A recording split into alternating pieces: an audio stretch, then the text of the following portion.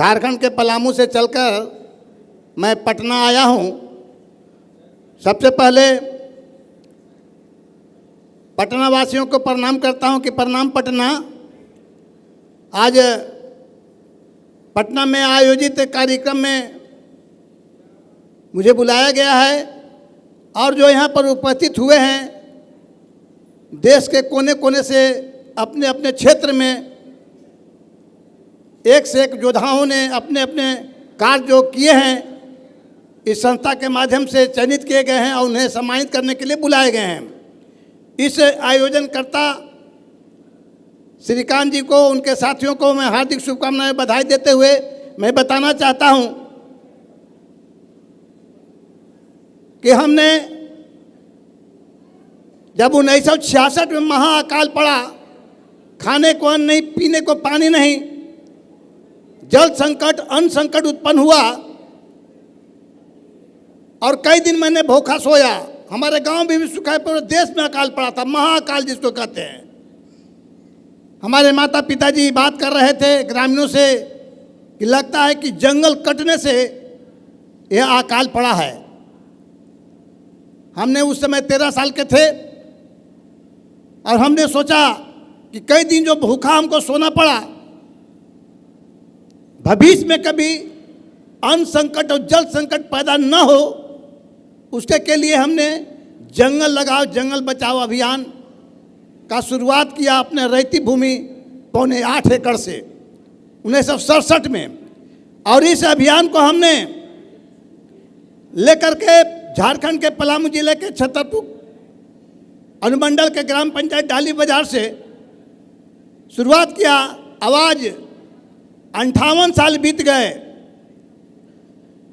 इस अभियान को हमने लेकर के Nepal, Bhutan, Burma, Singapore, Malaysia, Azerbaijan, Thailand और इंडोनेशिया देश के 26 राज्य के 164 जिलों में करोड़ों लोगों को हमने जोड़ा और उनको गिफ्ट में पर्यावरण धर्म की पाठ पढ़ाया और 52 लाख निःशुल्क पौधा उन लोगों को दान में दिया।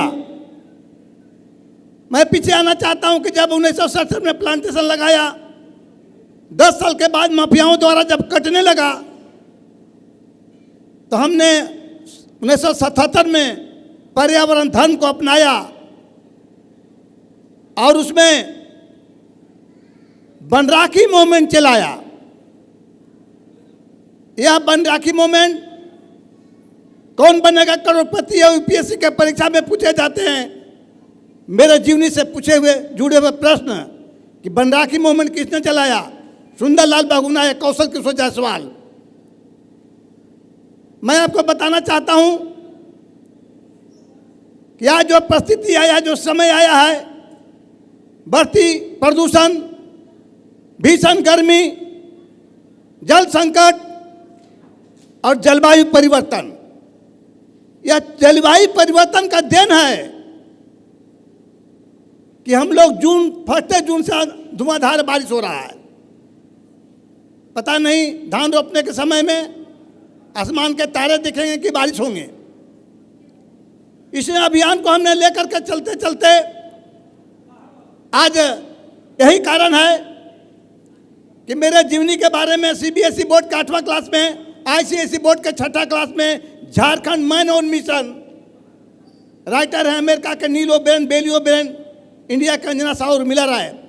हमने अपना जीवन को पूरे पर्यावरण के प्रति समर्पित कर दिया है और दिल्ली दूरदर्शन, न्यूज एजेंसी ने पूरी दुनिया को हमारे बारे में बताया। क्योंकि मेरा कारण क्या है कि मेरा मानना है कि मानवीय भूलों के कारण धरती के कई जीव समाप्त हो गए, कई समाप्ति के कगार पर हैं। अकेले भारत में 1372 प्रजाति के पौधे असुरक्षित और संकट से जूझ रहे हैं। धरती पर रहने वाले जीवों की 37% प्रजातियां, पानी में रहने वाले जीवों की 47% प्रजातियां, 1147 प्रकार के मछलियों पर विलुप्ति के खतरा मंडरा रहा है। कहाँ खड़े हैं हम? आने वाला पीढ़ी के क्या जवाब देंगे? आने वाला पीढ़ी के कहाँ के पानी पिलाएंगे? इसलिए मेरा मानना है कि सोचो, साथ क्या ले जाओगे? एक पौधा लगाओगे, 7 पीढ़ी तर जाओगे, प्रकृति की सुंदरता की रक्षा करें, आने वाला पीढ़ी के स्वच्छ वातावरण दें। यह अभियान मेरे के लिए नहीं है, बल्कि आने वाला भविष्य के लिए, आने वाला पीढ़ी के लिए है। क्योंकि मानवीय भूलों, क्योंकि पहले के लोगों का आधुनिक सुख सुविधा नहीं था, सैकड़ों कोस पैदल चलते थे तो 100 बरस जीते थे।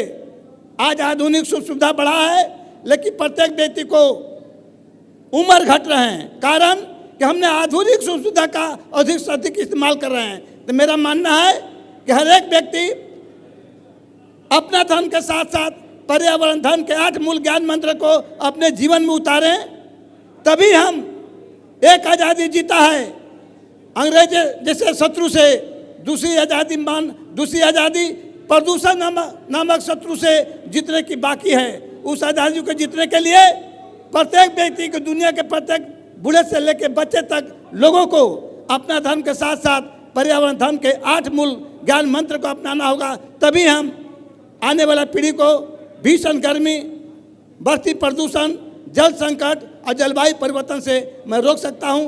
मैं आपको बताना चाहता हूँ कि आपके पटना में भी कई बार मैं प्रोग्राम किया है सुंदरलाल बहुगुणा के साथ 2009 में, जब कोसी नदी से 7 जिला उजड़ गए, उनको पुनर्वास के लिए हमने सुंदरलाल बहुगुणा के साथ पटना में 2 दिवसीय कार्यक्रम हमने धरना दिया था।